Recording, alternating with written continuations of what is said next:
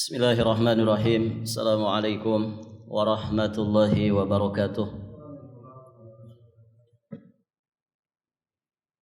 Innal hamdalillah nahmaduhu ta'ala wa nasta'inuhu wa nastaghfiruh wa nastahdihi wa natubu ilaih wa na'udzu billahi min syururi anfusina wa min sayyiati a'malina. Man yahdihillahu fala mudilla lahu wa man yudlil fala hadiya lahu. Asyhadu an la ilaha illallah wahdahu rabbi la syarika lahu wa asyhadu anna Muhammadan abduhu wa rasuluh. Amma ba'd. Allahumma inna nas'aluka ilman nafi'an wa na'udzu bika min ilmin la yanfa'. Para hadirin ikhwati fid din rahimani wa rahimakumullah. Alhamdulillah, kita bersyukur kepada Allah Subhanahu wa taala. Pada kesempatan ini Allah memberikan kemudahan kepada kita semua untuk mempelajari kitab yang baru insyaallah.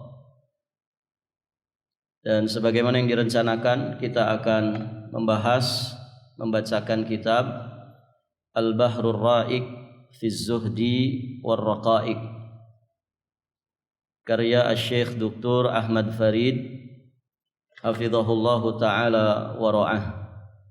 Beliau termasuk masyayikh di negeri Mesir, dan dari biografi atau riwayat hidupnya, beliau pernah berguru kepada ulama-ulama besar, di antaranya Syekh Muhammad Nasiruddin Al-Albani, kemudian Syekh Muhammad bin Shalih Al-Utsaimin, kemudian juga Syekh Abdul Aziz bin Baz rahimahumullahu ta'ala rahmatan wasi'ah. Baik, para jamaah yang dirahmati Allah, sebelum kita memasuki pembahasan kitab, di antara adab mempelajari kitab, ya kita membacakan terlebih dahulu muqaddimah yang disampaikan oleh penulis, sehingga kita mendapatkan gambaran umum, gambaran secara garis besar dari pembahasan kitab ini. Kemudian kita juga bisa memahami, mengetahui apa yang diharapkan dari penulis kitab ini. Baik, para jamaah, kitab asli dengan kitab terjemahan ini agak sedikit berbeda ya. Jadi kalau kita lihat kitab aslinya, pembahasan pertama itu berkaitan dengan masalah keikhlasan. Nah, ini ternyata pembahasan ikhlas itu ada di halaman 219. Di pembahasan tentang olahraga hati. Taib.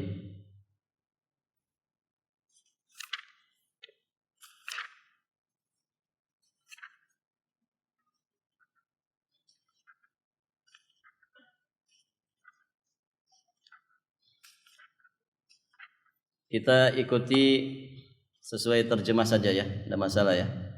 Karena antum sudah pada pegang terjemahnya. Jadi di kitab terjemah nanti buku pertama, pembahasan pertama ini tentang gizi hati. Jadi beliau penerjemah atau percetakan ini membahas hal-hal yang kaitannya seputar hati terlebih dahulu. Baik. Kita akan bacakan dulu muqaddimah yang disampaikan di sini. Muqaddimah cetakan yang kedua.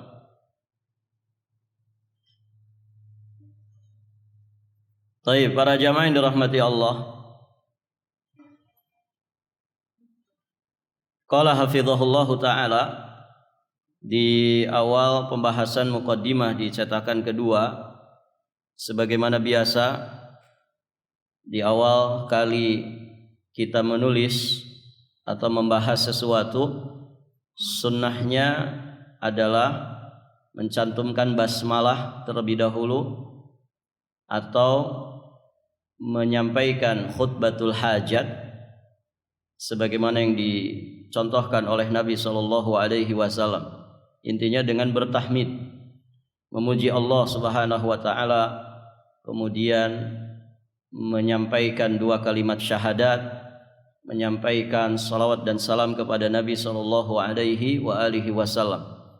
Atau juga termasuk sunnah ketika mau menyampaikan sesuatu atau membahas, menulis sesuatu, langsung dengan menyebutkan ayat yang sesuai dengan pembahasan yang akan disampaikan. Jadi 3 ya mengawali sesuatu itu. Bisa dengan basmalah, bisa dengan khutbatul hajat yang isinya tahmid, isinya 2 kalimat syahadat, kemudian salawat kepada Nabi sallallahu alaihi wasallam, atau yang ketiga langsung membacakan ayat. Ketiga-tiganya dilakukan oleh Nabi sallallahu alaihi wasallam. Baik, para jamaah yang dirahmati Allah. Nah, di sini beliau menyampaikan tahmid, kemudian juga menyampaikan 2 kalimat syahadat, kemudian juga beliau menyampaikan salawat dan salamnya kepada Nabi sallallahu alaihi wasallam. Baik. Di sini beliau sampaikan Allah mengutus Nabi sallallahu alaihi wasallam pada saat misi kerasulan terputus. Bisa dilihat di lembar pertama atau halaman pertama muqaddimah cetakan kedua di paragraf ketiga. Paragraf keempat. Allah mengutus Nabi sallallahu alaihi wasallam pada saat misi kerasulan terputus. Melalui beliau Allah Subhanahu wa taala menunjukkan manusia ke jalan yang paling terang dan lurus. Allah mewajibkan hambanya agar mentaati, mengagungkan, menghormati, memuliakan dan memenuhi hak-haknya. Dia menutup semua jalan selain jalan yang diturunkan oleh Nabi Muhammad sallallahu alaihi wasallam. Allah juga melapangkan dada dan meninggikan namanya beliau. Wa rafa'na laka dzikrak. Allah tinggikan penyebutan nama Nabi sallallahu alaihi wasallam. Selain itu, Allah juga membuka mata yang buta, telinga yang tuli dan hati yang tertutup dengan diutusnya Nabi sallallahu alaihi wasallam sebagai rasul. Berkat risalah beliau, bumi yang sebelumnya gelap gulita menjadi terang benderang, dan hati yang sebelumnya tercerai-berai menjadi bersatu. Dakwah beliau berjalan laksana matahari yang menyinari semua penjuru. Agama beliau menembus setiap sudut yang dilalui siang dan malam. Semoga salawat Allah tercurahkan kepada beliau, keluarganya yang baik lagi suci, dan juga para sahabatnya yang berkemilauan cahaya di sisinya. Amma ba'du. Adapun setelah itu, beliau katakan di sini, Allah menganugerahkan kemudahan kepada hambanya dalam menyusuri jalan kebaikan serta memalingkannya dari kejelekan dan kemungkaran. Ini nikmat dari Allah ketika seorang hamba dimudahkan Allah ya untuk melakukan yang baik dan menghindar dari keburukan. Memperhatikan hal-hal yang bisa membersihkan jiwa dan melembutkan hati agar selalu patuh pada syariat Allah. Ini merupakan salah satu faktor kebaikan yang paling agung di dunia dan juga di akhirat. Beliau di sini ingin mengingatkan kita tentang urgensi tazkiyatun nufus ya bagi manusia. Jadi kalau orang dimudahkan bisa membersihkan jiwanya, melembutkan hatinya sehingga istiqamah di atas syariat, maka ini adalah nikmat yang sangat besar, yang sesungguhnya itulah yang dibutuhkan oleh jiwa raga kita ya di dunia untuk kita bisa selamat di kehidupan setelah ini.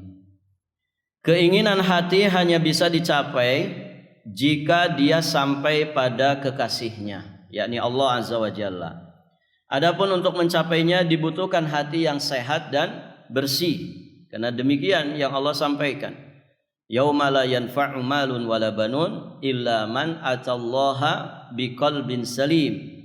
Pada hari tidak lagi manfaat harta dan anak-anak, ya, kecuali mereka yang datang menghadap Allah dengan membawa qalbun salim. Baik para jamaah.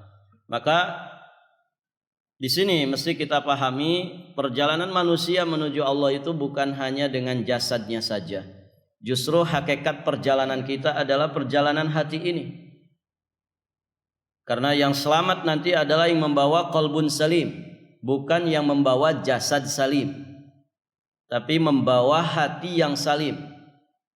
Para jamaah sekalian yang dirahmati Allah, ngurusin jasad tentu orang kafir bisa lebih pandai dari kita. Begitu ya.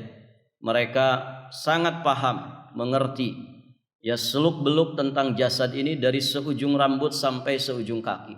Coba kalau antum perhatikan, orang yang paling mendalam ya untuk urusan jasad di dunia ini, apa nutrisi, apa vitamin, apa yang bermanfaat, dari mulai ujung rambut sampai ujung kaki. Kira-kira produknya bikinan siapa? Ada mungkin bikinan umat Islam, tapi tidak sebanyak yang dibikin oleh orang-orang kafir. Kalau kita bicara rambut, dari mulai minyak rambut, sampo, ya, apapun itu yang kaitannya dengan rambut sampai ke gunting rambut. Kalau kita lihat produknya siapa itu? Produknya siapa? Rata-rata orang-orang di luar Islam. Itu baru bicara rambut. Turun ke bawah sedikit. Di wajah kita ini ada berapa anggota tubuh? Mulai dari alis, mulai dari mata, ya kan? Bulu matanya, kemudian turun lagi hidung, ya. Kemudian turun lagi ada gigi, ada mulut. Barakallahu fiikum. Orang-orang kafir punya jatah banyak dalam urusan jasad. Semua produk mereka buat. Ya, semua ilmu yang berkaitan dengan jasad kita ini mereka mungkin menguasainya. Maka kalau kemudian perjalanan kita hanya perjalanan jasad saja, ini tidak ada bedanya kita dengan mereka. Artinya perjalanan kita menuju Allah adalah perjalanan hati. Bagaimana kita mendapatkan hati yang salim ketika menghadap Allah Subhanahu wa taala. Disinilah urgensinya tazkiyatun nufus, para jamaah yang dirahmati Allah. Jadi untuk bisa selamat sampai kepada Allah, kita membutuhkan hati yang sehat dan bersih. Muara kebahagiaan dan kesengsaraan adalah hati. Ketahuilah hati hanya akan merasa bahagia dengan ikhlas kepada Allah. Dia hanya akan merasa tenang dengan zikir dan mentaati Allah. Sebagaimana firman-Nya di surat Ar-Ra'd ayat ke-28, ayat yang masyhur. Alladzina amanu wa tatma'innu qulubuhum bidzikrillah ala bidzikrillahi tatma'innul qulub. Kata Allah Subhanahu wa taala yang artinya yakni orang-orang yang beriman dan hati mereka menjadi tentram. Hati mereka menjadi tumakninah dengan berzikir kepada Allah. Ingatlah, hanya dengan berzikir kepada Allah hati itu menjadi tenang. Nah, demikian para jamaah yang dirahmati Allah Subhanahu wa taala. Dari uraian di atas bisa kita ambil kesimpulan. Jalan meraih kebahagiaan adalah dengan memperhatikan, memperbaiki dan mengobati penyakit-penyakit hati supaya selalu mentaati Rabb-Nya. Orang yang beruntung adalah orang yang mendapatkan pertolongan Allah. Orang yang hina adalah orang yang terhalang dari pertolongan dan petunjuknya Allah.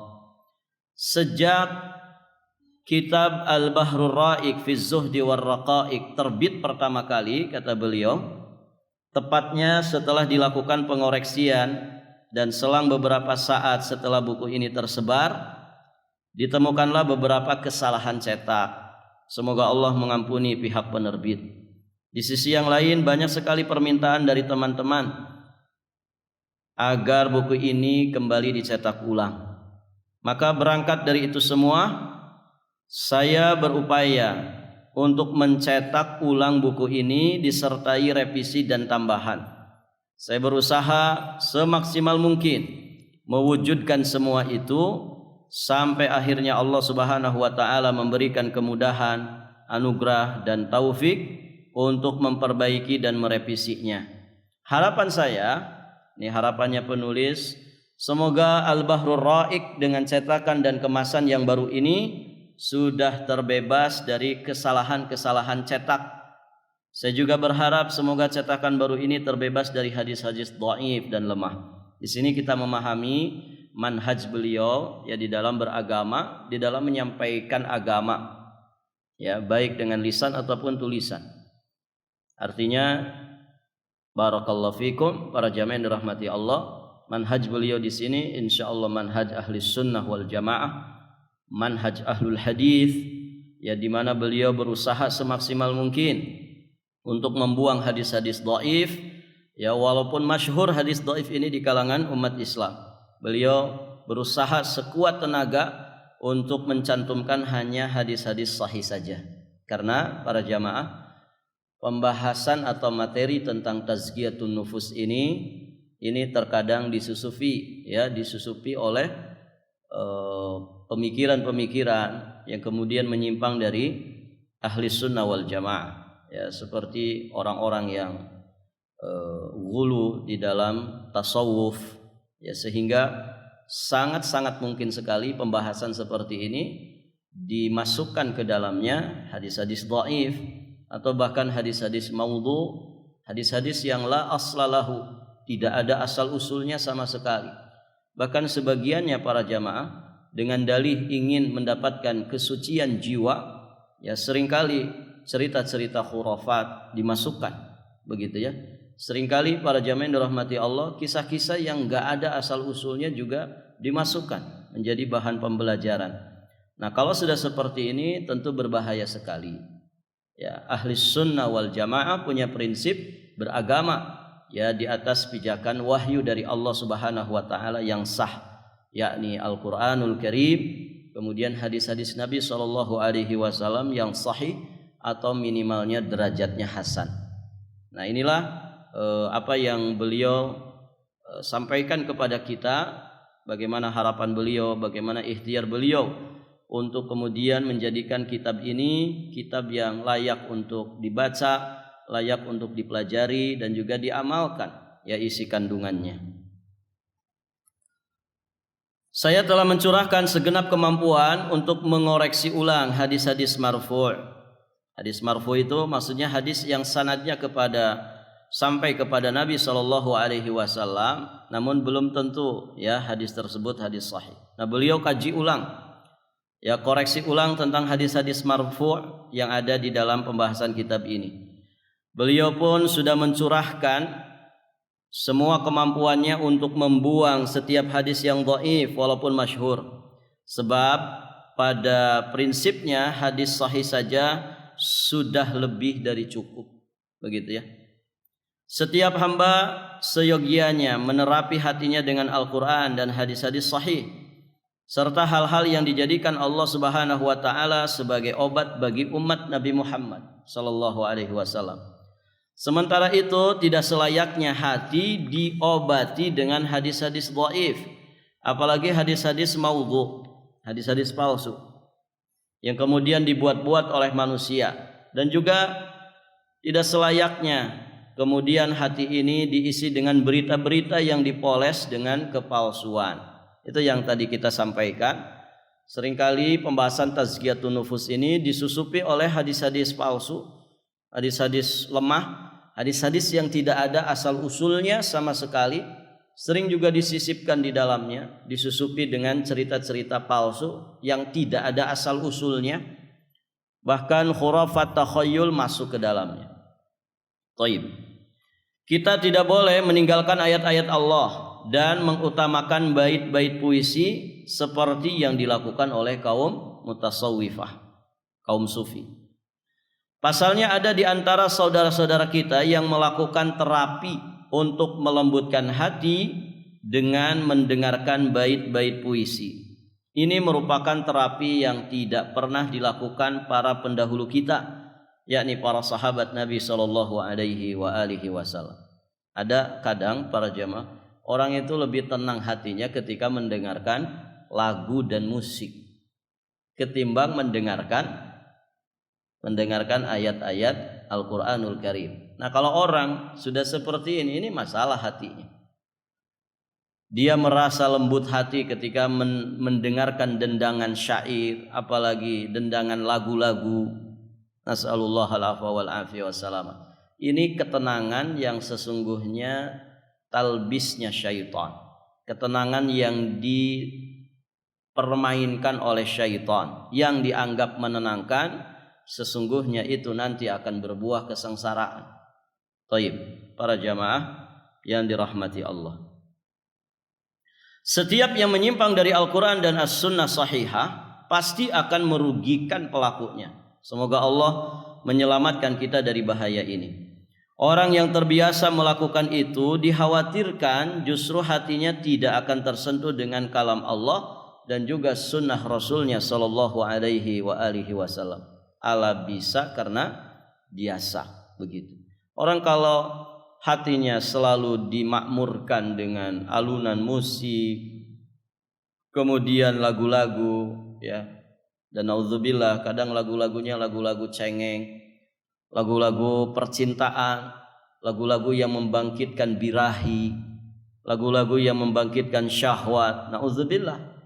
Maka orang yang terbiasa hari-harinya mendengarkan seperti itu, kemudian memakmurkan hatinya dengan yang seperti itu, maka berat dia untuk bisa menikmati Al-Quran.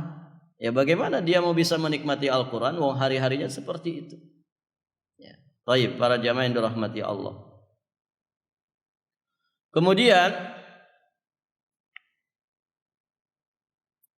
orang yang terbiasa melakukan itu dikhawatirkan hatinya tidak akan tersentuh dengan kalam Allah dan juga sunnah Rasulnya. Untuk itulah saya telah menguraikan konsep penyucian hati, tazkiyatun nufus ala ahli sunnati wal jamaah dalam buku khusus yang bertema at-tazkiyah baina ahli sunnah was sufiyah.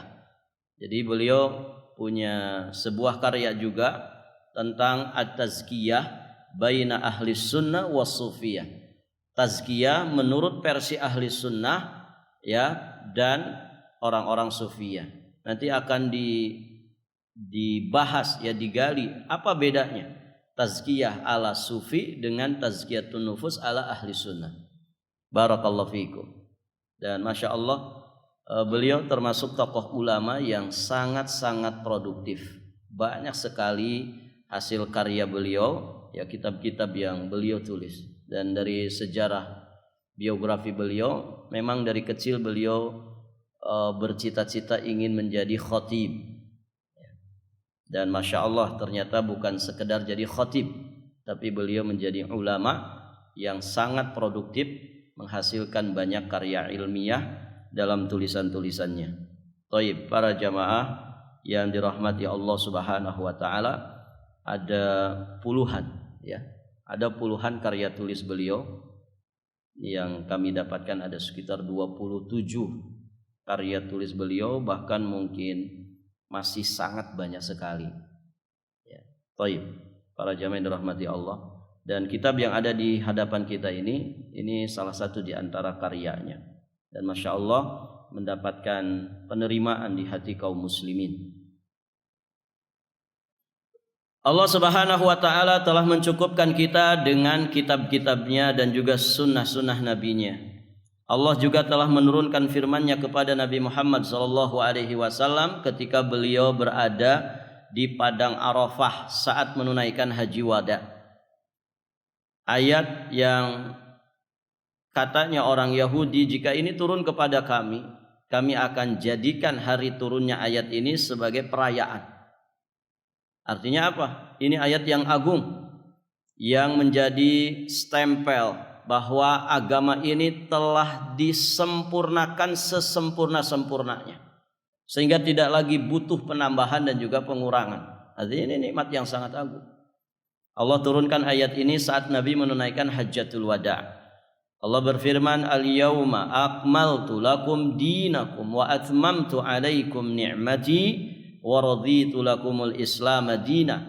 Pada hari ini telah kusempurnakan untukmu agamamu dan telah kucukupkan kepadamu nikmatku dan telah kuridhai Islam jadi agama bagimu.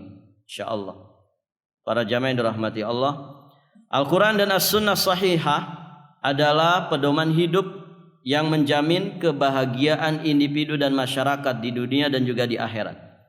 Apabila manusia meninggalkan keduanya, lebih mengutamakan konsep-konsep duniawi dan juga undang-undang produknya manusia, serta mengganti hadis sahih dengan hadis-hadis palsu dan mengganti hadis-hadis sahih dengan bait-bait puisi, mereka semua itu akan sengsara di dunia sekaligus di akhirat. Kenapa? Karena mereka berpaling dari peringatan Allah. Dan Allah menyatakan di surat Thaha ayat 123 sampai 124, "Wa man a'rada an dzikri fa inna lahu ma'isyatan dhanka wa nasyuruhu yaumal qiyamati a'ma." Barang siapa yang mengikuti petunjukku. Baik para jamaah. Wa man a'rada an dzikri, barang siapa yang berpaling dari peringatanku. Ya. Siapa yang mengikuti petunjuk Allah, dia tidak akan tersesat dan tidak akan celaka. Namun sebaliknya, siapa yang berpaling dari peringatan Allah, maka sesungguhnya baginya penghidupan yang sempit, ma'isyatan dhanka, wa nahsyuruhu yaumal qiyamati a'ma, dan kami akan menghimpunnya pada hari kiamat dalam keadaan buta. Para jamaah yang dirahmati Allah, buta yang paling berbahaya buta apa? Buta hati. La ta'mal absar walakin ta'mal qulub allati fis sudur. Bukan buta mata, tapi buta hati yang ada di dalam dada. Kalau orang buta hati, mata yang sehat tidak manfaat. Kalau orang buta hati, para jamaah yang dirahmati Allah, jasad sehat tidak manfaat. Begitu ya. Orang kalau buta hati itu pasti gelap. Gelap melebihi gelapnya malam di dunia ini. Gara-gara buta hati, orang dengan mudah kemudian dia menjual agamanya. Begitu ya. Buta hati. Orang gara-gara buta hati, para jamaah yang dirahmati Allah, dia bisa saja menghabisi nyawa manusia. Bisa melakukan apapun dari segala kemungkaran dan juga penyimpangan. Taib. Petunjuk Allah termasuk pembahasan tentang zikir terdapat di dalam kitab dan juga sunnah Rasulnya.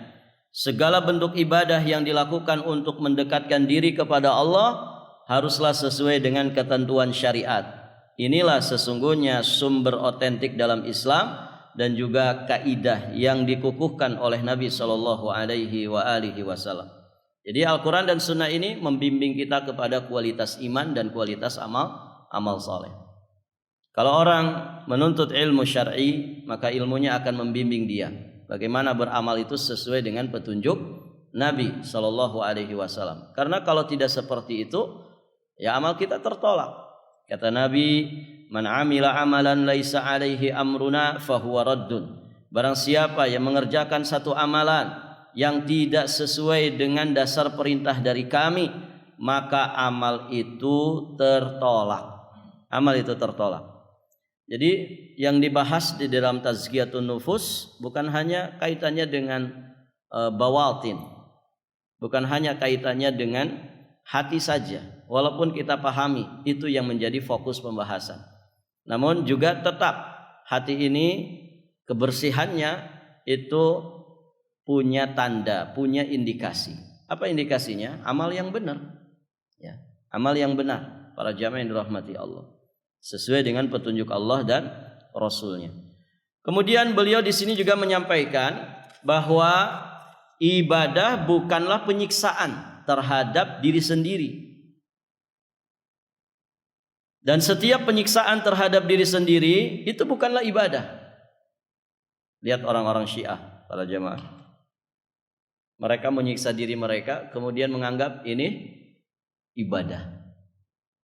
Padahal ibadah ya tidak dengan melakukan penyiksaan diri. Dan setiap penyiksaan terhadap diri itu tidak disebut ibadah. Suatu ketika Rasulullah pernah melihat seorang laki-laki tua dipapah oleh dua putranya. Nabi SAW kemudian bertanya, ada apa ini? Mereka menjawab, ayah kami bernazar akan berjalan kaki. Maka Nabi bersabda, innallaha an ta'dzibi hadza nafsahu laghaniyun. Sesungguhnya Allah tidak membutuhkan. Allah itu maha kaya, enggak butuh kepada penyiksaan ayahmu terhadap dirinya sendiri. Artinya apa? Jangan kemudian menyiksa diri sendiri dengan dalih saya sedang beribadah kepada Allah, menunaikan nazar. Maka akhirnya Nabi pun memberikan solusi kepadanya. Nabi akhirnya perintahkan orang tua tersebut agar naik kendaraan. Jadi dalam ibadah itu ada kulfah memang. Ya, ada beban berat. Ada beban berat. Antum ngaji siang hari gini ada beban gak ikhwan? Beban kan? Kepala ini beban. Sampai akhirnya tertunduk begitu kan. Nah, itu para jamaah. Memang ibadah itu ada kulfahnya. Namanya saja taklif. Orangnya disebut mukallaf. Tapi Allah tidak menzolimi hambanya. Allah tidak menzolimi hambanya dengan beban ibadah itu. Artinya apa para jamaah yang dirahmati Allah? Bagaimana beban di dalam ibadah ini ringan dirasa di saat kita menunaikannya. Caranya bagaimana? Bersihkan hatinya. Orang itu kalau bersih hati ringan, beban itu menjadi ringan. Istilah orang apa? Kalau kerja ingin profesional, kerja ingin terasa ringan, kan harus pakai hati. Belajar mencintai pekerjaan. Begitu kan? Orang kalau memotivasi pegawainya, oh kalian tuh harus kerja pakai hati, cintai pekerjaan kalian supaya kalian enjoy menjalaninya, kan begitu? Ya enggak ikhwan? Urusan dunia itu akan terasa ringan ketika apa? Ketika kita mencintai pekerjaannya, kan begitu? Baik. Mencintai itu kan amalan apa? Amalan hati. Nah, kalau untuk dunia saja supaya lancar, supaya ringan, supaya kita energik di saat mengerjakannya, kita butuh yang namanya hati. Hati kita sing ikhlas, hati kita sing bersih. Nah, bagaimana dengan beban syariat, beban agama ini? Para jamaah yang dirahmati Allah, kita jauh lebih butuh lagi hati yang bersih. Ya, hati yang bersih. Oh, kenapa orang susah sholat, Pak? Kenapa? Padahal kan cuma 4 rakaat, zuhur 4 rakaat saja. Kalau dikerjakan paling 5-7 menit selesai. Kenapa dirasa berat seperti itu? Apa yang masalah? Ternyata bukan kesehatan yang masalah. Mereka sehat-sehat. Begitu kan? Yang masalah apa? Hati yang bermasalah. Hati. Kenapa orang kok susah belajar agama? Padahal pengajian jadwalnya di mana-mana. Gitu ya. Bukan karena nggak ada waktu. Saya yakin mereka pasti punya waktu. Apalagi weekend kayak gini. Gitu kan? Pasti ada waktu. Kita kan cari dunia 8 jam aja. Kantor buka urusan-urusan dunia rata-rata 8 jam. Berarti ada sekitar berapa? 16 jam. 16 jam di luar dari kesibukan duniawi kita. Masa tidak bisa menyempatkan para jamaah? Ini yang masalah apa? Bukan masalah nggak punya waktu, bukan masalah kesehatan, mereka sehat. Bukan nggak masalah punya modal, mereka pada punya duit, punya modal, nggak kurang apapun, penghasilan gede, gajinya gede. Ini yang masalah semuanya berpulang ke masalah hati yang bermasalah. Kalau hati sudah bermasalah, seringan apapun amal soleh berat bagi dirinya, ya kan? Berat para jamaah. Taib. Mata kita ini berapa kilo, ikhwan? Hah? Berapa kilo? Ada yang 2 kilo matanya. Ini kelopak mata ini kalau ditimbang paling hitungan gram aja. Tapi kenapa waktu sholat subuh banyak orang nggak bisa sekedar buka melek mata untuk sholat ruku sujud cuman 5 menit? Padahal di sore hari barbel itu diangkat 60 kilo enteng aja. Ini yang masalah hati. Semua masalah di hati para jamaah yang dirahmati Allah. Bahkan mohon maaf, orang yang jasadnya bermasalah itu kalau ditelusuri gara-gara masalah hati. Kenapa? Dia tidak bisa menahan syahwat perut, ya kan? Akhirnya bermasalah kesehatannya. Semua berpulang ke urusan hati.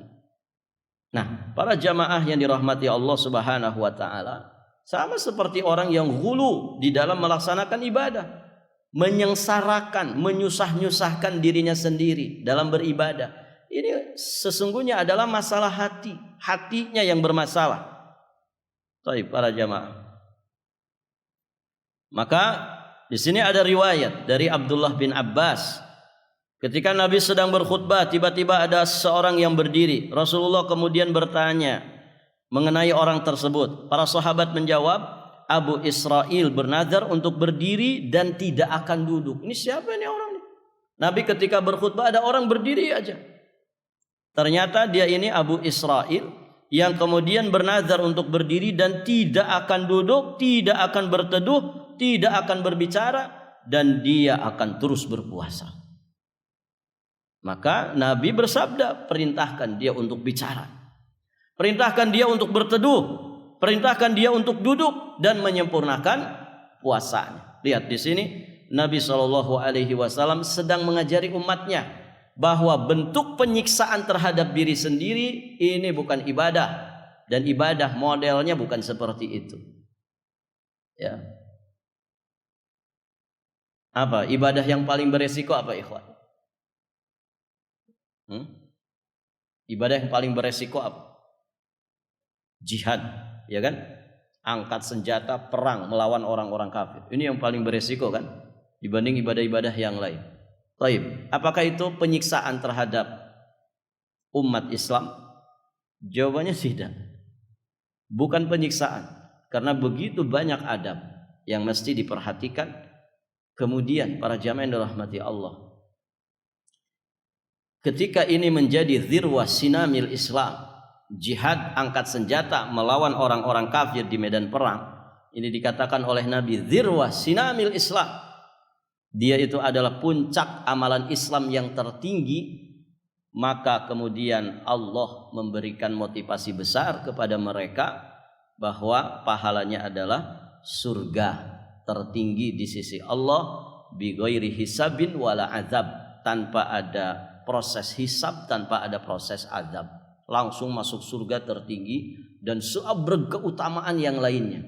Sehingga beban jihad yang begitu besar resikonya ini, minimalnya kita terluka para jamaah, kita bisa cacat seumur hidup gara-gara jihad. Mungkin tangan kita ketebas, kaki kita ketebas para jamaah.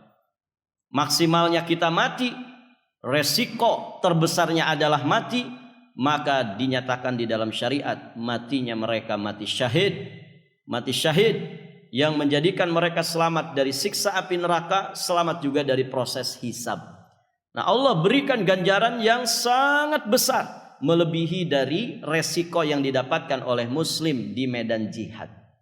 Sehingga para jamaah, ketika fadilahnya begitu besar, madarat yang kecil ini terasa ringan, bahkan tidak ada apa-apanya. Oh, justru itu yang dicari, kan begitu. Malah sebaliknya, itu yang dicari. Orang itu jihad, dia mencari syahadah, mencari mati syahid. In takunu ta'lamun fa innahum ya'lamun kama ta'lamun. Kata Allah, jika kalian merasa sakit di peperangan, gitu ya, sesungguhnya mereka orang-orang kafir juga ikut merasakannya, sebagaimana kalian merasakan rasa sakit itu. wa tarjuna minallahi ma la yarjun. Nah, ini poin pentingnya. Dan kalian berharap dari Allah sesuatu yang mereka tidak punya harapan itu. Apa harapan apa, ikhwan? Harapan surga di sisi Allah. Nah, ini ibadah hati, ibadah hati. Kalau kemudian ini ada pada seorang muslim, maka seberat apapun beban di dalam dia beribadah kepada Allah akan terasa ringan. Apalagi ibadah yang resikonya tidak besar, begitu ya, maka akan mudah baginya. Lihat, Nabi tahajud sampai bengkak-bengkak. Apakah enggak sakit? Sakit. Wong bengkak-bengkak. Berarti kan saking lamanya berdiri. Ya. Pernah antum lama berdiri? Dulu masa-masa sekolah di Setrap, begitu ya. Orang pada belajar, kita hormat bendera di tengah terik matahari, pegel ini, gitu ya. Barakallahu fiikum. Itu kan terasa memang. Tapi ketika ada harapan besar, maka rasa sakit itu tidak dianggap sama sekali. Nah, itu para jamaah. Apa?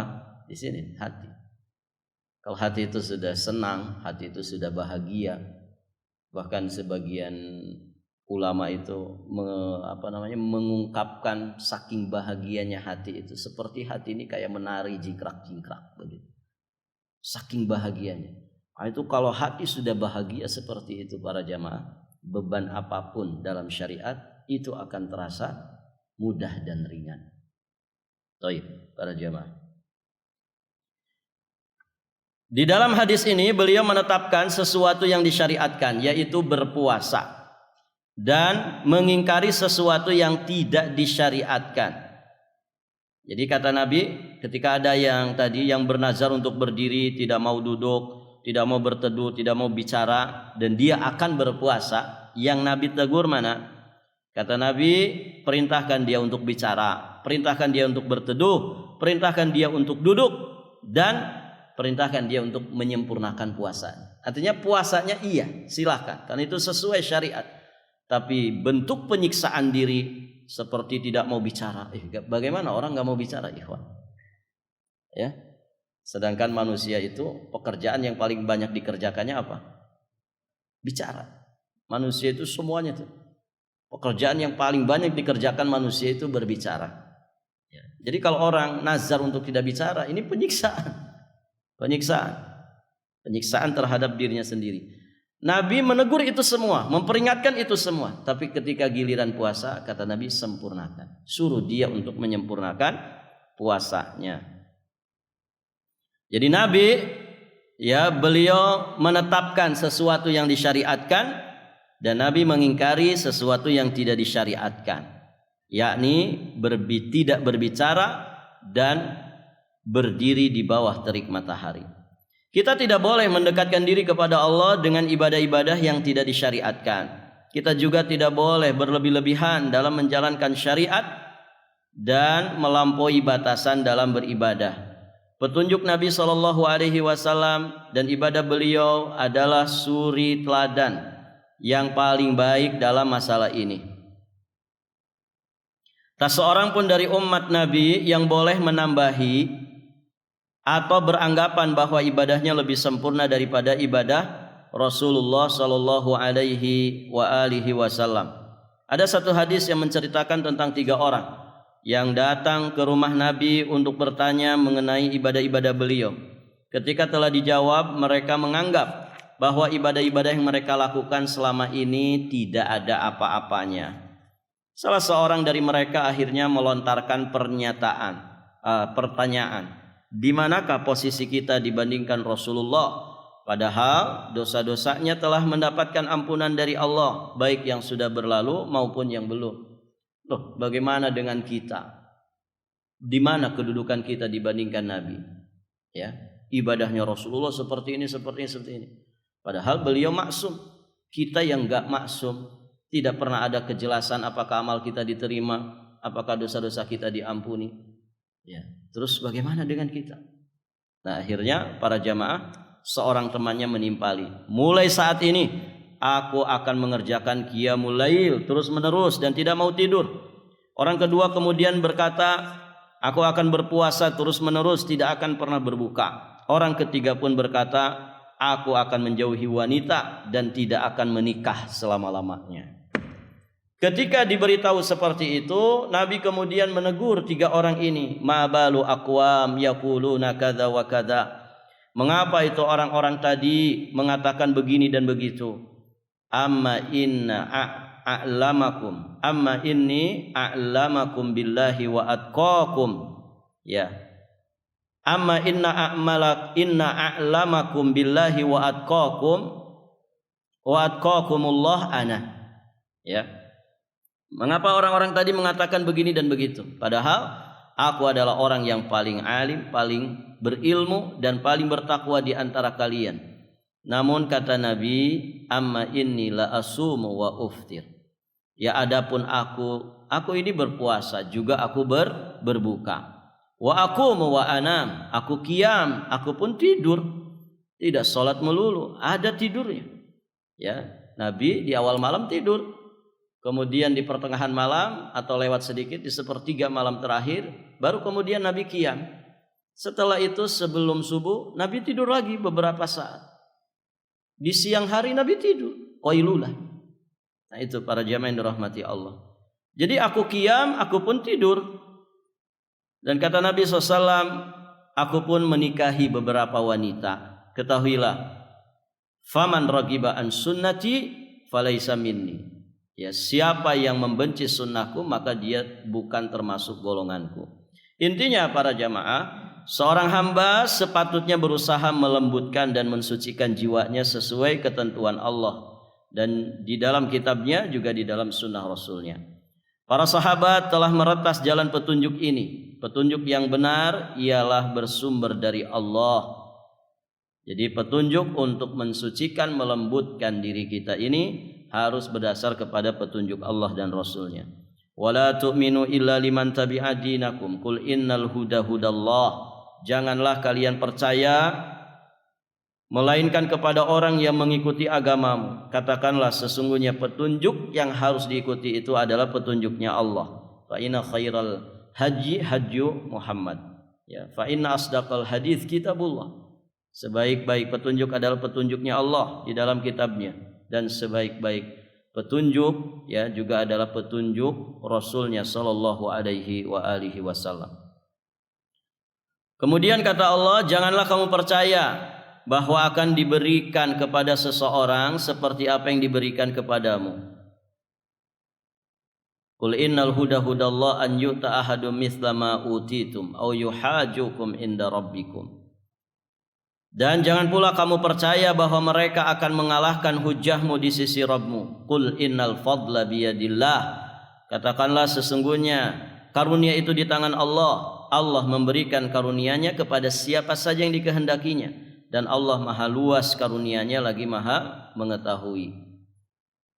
Baik para jamaah, kemudian beliau sampaikan di sini, ilmu tazkiyatun nufus itu lebih penting bagi para penuntut ilmu dibandingkan ilmu-ilmu tentang ibadah yang lainnya. Artinya ini poinnya yang beliau ingatkan.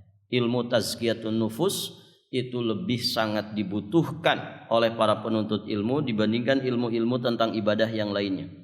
Sebagaimana ya kedudukan air bagi ikan dan udara bagi manusia.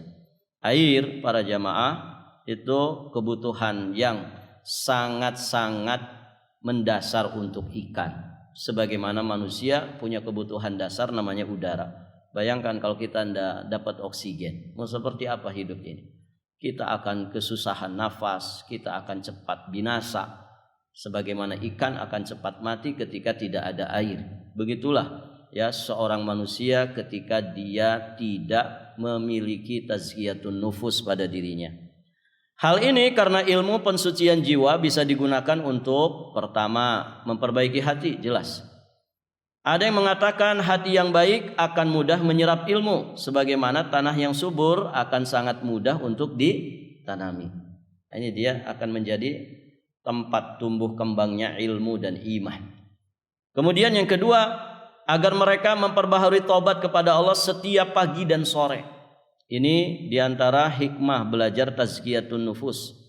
Sebagian ulama salaf mengatakan, barang siapa yang tidak bertaubat pada pagi dan sore, dia termasuk orang-orang yang zalim. Allah berfirman di surat Al-Hujurat ayat yang ke-11, yang artinya, wahai orang-orang yang beriman, la yaskhar qaumum min qaum, janganlah sekumpulan orang laki-laki merendahkan kumpulan yang lain. Boleh jadi yang ditertawakan itu lebih baik dari mereka, dan jangan pula sekumpulan perempuan merendahkan kumpulan perempuan yang lainnya. Boleh jadi yang direndahkan itu lebih baik.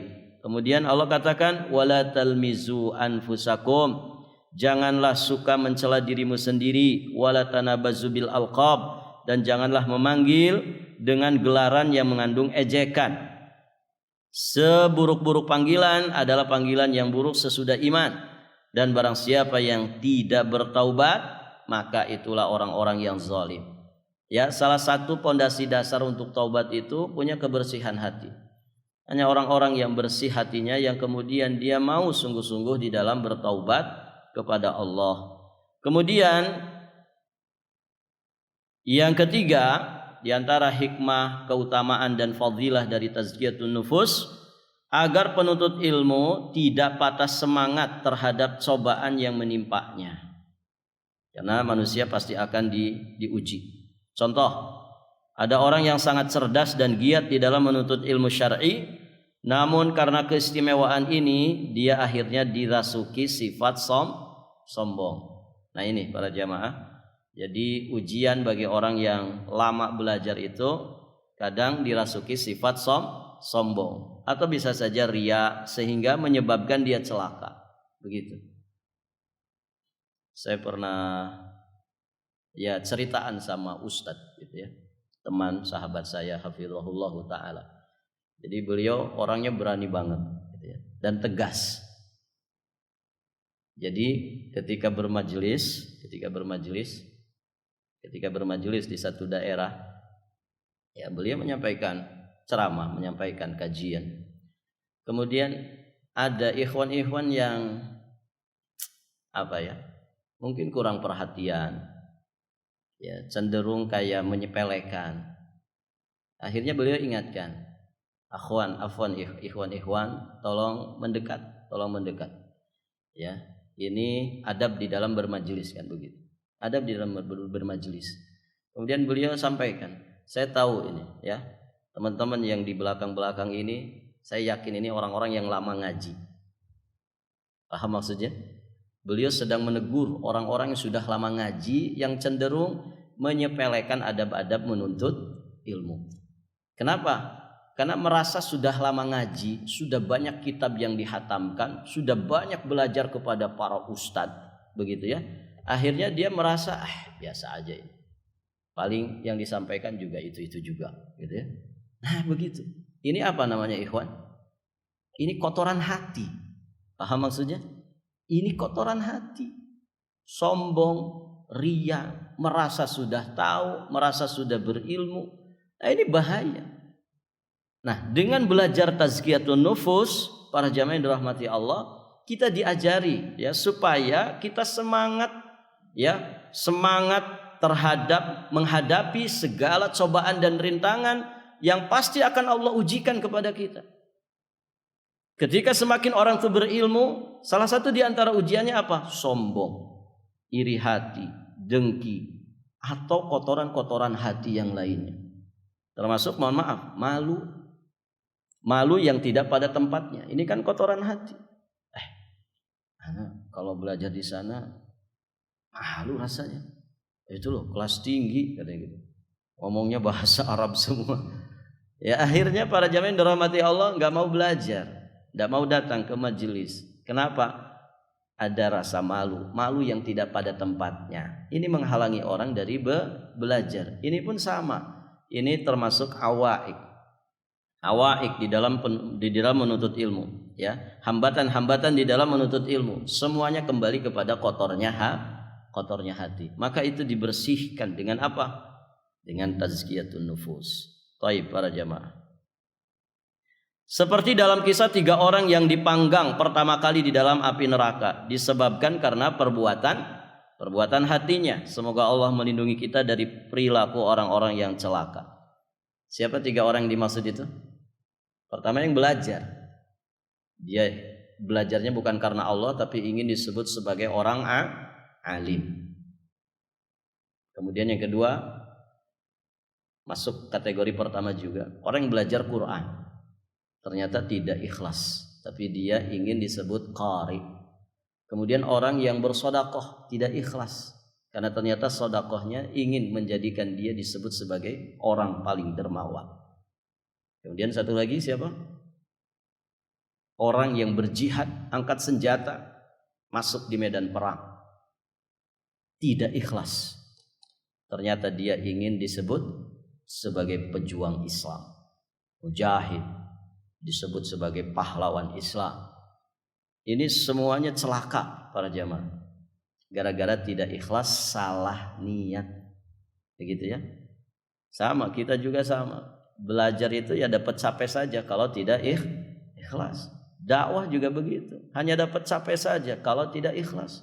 Salat juga begitu, hanya dapat capek saja kalau tidak ikhlas. Rugi para jamaah yang dirahmati Allah. Semoga Allah selamatkan kita dari ketidakikhlasan. Banyak orang yang merujuk pada kitab-kitab kaum sufi. Kita habiskan aja ya, tanggung. Banyak orang-orang yang merujuk pada kitab-kitab kaum sufi untuk melembutkan hati mereka. Kitab-kitab tersebut kadangkala memang mampu menyembuhkan penyakit, sebab dia syarat dengan dalil Al-Quran dan Sunnah yang sahih. Baik. Meskipun demikian, kitab-kitab tersebut juga mengandung hadis-hadis dhaif bercampur di dalamnya. Juga hadis-hadis maudhu, serta berlebih-lebihan di dalam mengagungkan makhluk. Hal itu menjadikan bahaya kitab-kitab tadi itu menjadi lebih besar daripada manfaatnya, dan menyebabkan pembacanya rentan mengkonsumsi racun yang bercampur madu. Nah ini bahayanya kalau orang itu belajar pensucian jiwa ya tidak dengan bimbingan ulama rabbani. Kan susah itu ya. Kalau racun sudah bercampur madu, dianggapnya madu semua. Barakallahu fikum. Sikap sebagian ulama yang menggampangkan dalam meriwayatkan hadis dhaif berkenaan dengan nasihat dan ibadah memicu dipenuhinya kitab-kitab tersebut dengan hadis-hadis palsu. Sikap menggampangkan ini seolah hanya berkaitan dengan masalah-masalah nasihat, tidak berkaitan dengan akidah dan hukum, tanpa ada batasan atau kaidah. Padahal ini berlaku untuk semuanya. Jadi sebagian orang bermudah-mudahan dalam tazkiyatun nufus untuk mencantumkan hadis-hadis palsu, hadis-hadis dhaif dengan dalih, ini kan bukan masalah akidah. Padahal semuanya sama. Semuanya sama. Mau di bidang apapun, hadis-hadis lemah, hadis-hadis palsu jangan dipakai. Jangan dipakai para jamaah. Memang ada sebagian ulama yang memberi dispensasi, memperbolehkan pencantuman hadis dhaif dalam masalah tersebut dengan syarat-syarat yang dijelaskan oleh para ulama. Namun lagi-lagi beliau berkomentar di sini berkenaan dengan masalah ini, ya, berkenaan dalam masalah ini di sini tidak ada tempat untuk memaparkannya. Artinya, ya hendaknya juga berhati-hati, jangan bermudah-mudahan mencantumkan hadis-hadis dhaif apalagi palsu, ya, walaupun dalam bab nasihat, bab akhlak, atau mungkin bab motivasi beramal tentang fadhailul a'mal. Tidak diragukan lagi sikap yang lebih hati-hati dan tidak diperselisihkan lagi dalam perkara ini adalah membatasi diri hanya dengan hadis-hadis sahih. Tentu ini aslam, lebih selamat.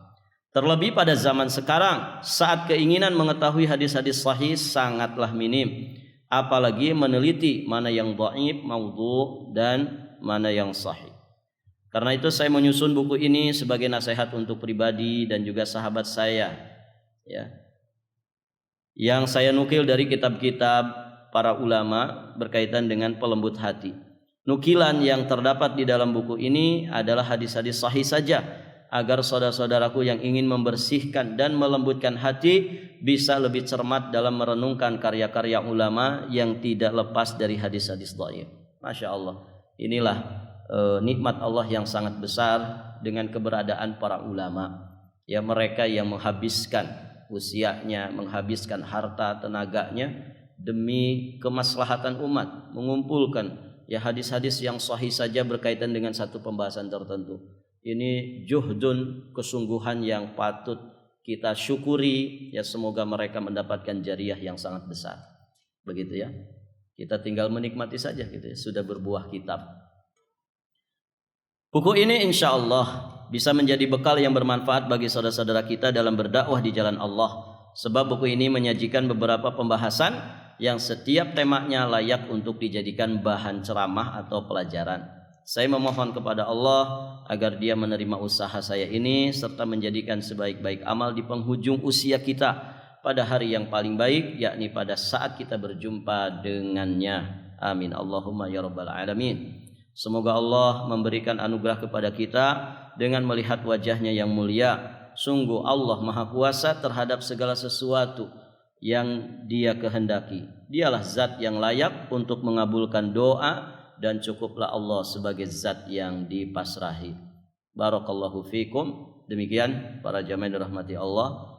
Ini muqaddimah yang beliau sampaikan. Alhamdulillah dengan membaca muqaddimah ini kita bisa memahami secara garis besar apa isi daripada kitab ini.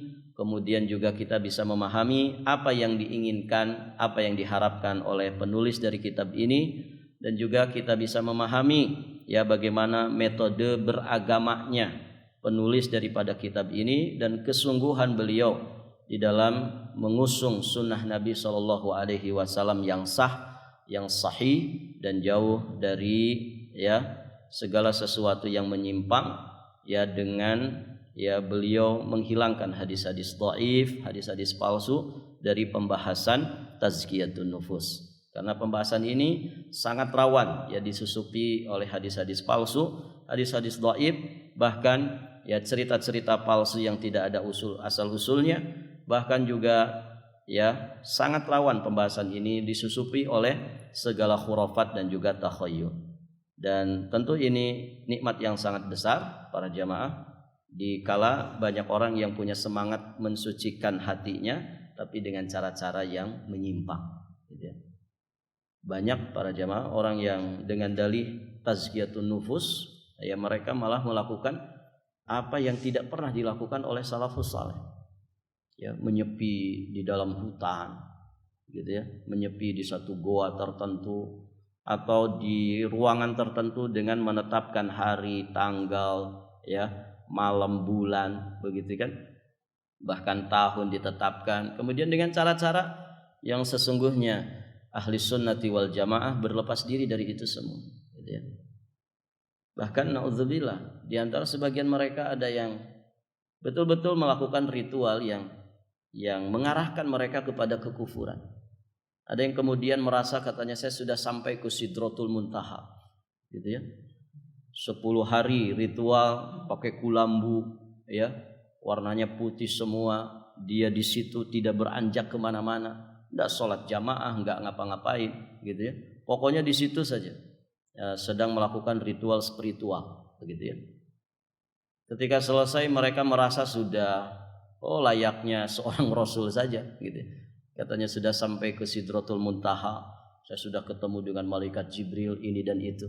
Ini semuanya permainan syaitan. Ya, bukan begitu tazkiyatun nufus yang diajarkan di dalam Al-Qur'an dan juga sunnah. Ya. Justru yang seperti itu mengotori hati dengan sekotor-kotornya kotoran.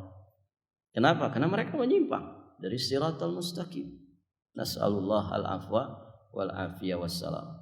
Baik para jamaah, saya kira cukup dulu sampai di sini. Sudah 1 jam. Kita cukupkan ya.